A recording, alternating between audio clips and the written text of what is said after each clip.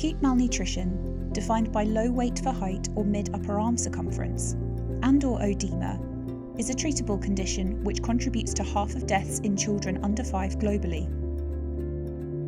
Without community care, 90% of children couldn't access treatment as it was only available in hospitals.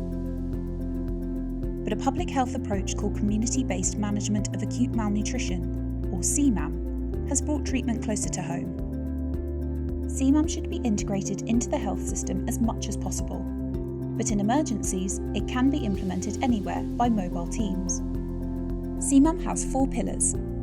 The first and most important is community engagement to ensure acute malnutrition is detected and treated early and the child referred to a health centre, outpatient treatment or hospital. The second pillar is dietary management of moderate acute malnutrition, or MAM.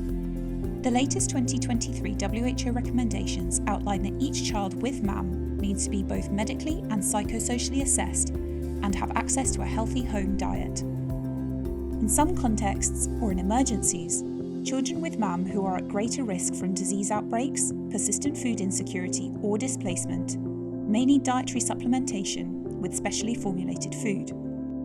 The recommended formulated foods are ready-to-use therapeutic food, or RUTF, and ready-to-use supplementary foods, RUSF. When these are not available, we can use a type of fortified food called improved fortified blended foods. If these are also unavailable, we can use other foods, which are usually distributed to children with MAM every 2 weeks. If the child with MAM does not have access to treatment, or their condition worsens, they may develop severe acute malnutrition, or SAM. A child with SAM is measured, tested for appetite, and their medical history is reviewed.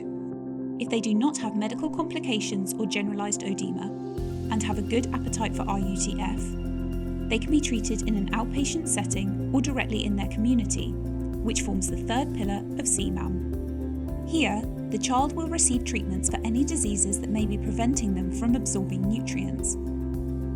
The child will attend outpatient treatment every 1 to 2 weeks, usually for a period of 6 to 8 weeks. This will take place at a health facility, emergency location, or in the community, where they will be checked and receive a ration of RUTF and psychological stimulation.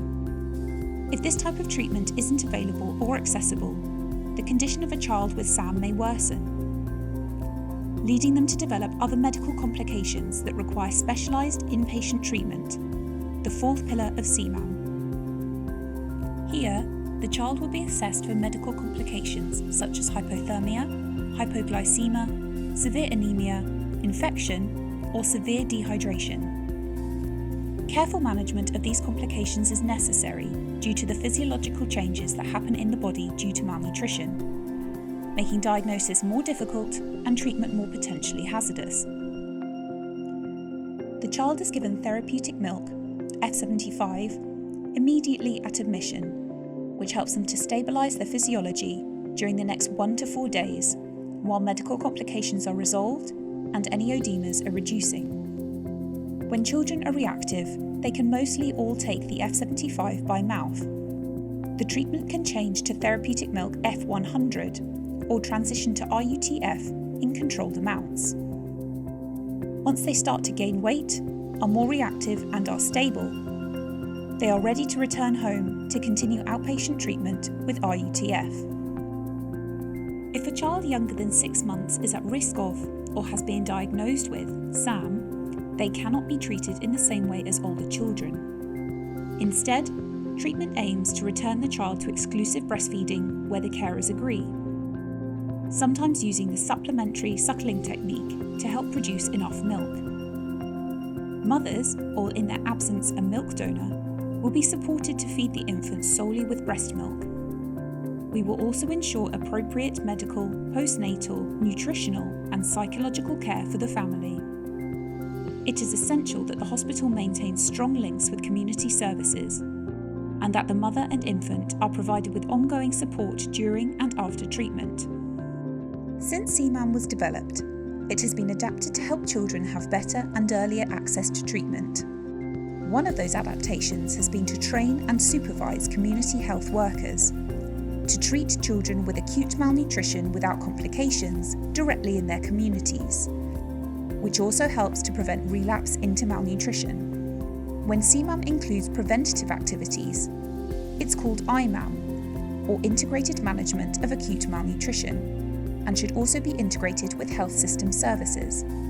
We all have a responsibility to work together to ensure better access and quality of CMAM programs all over the world.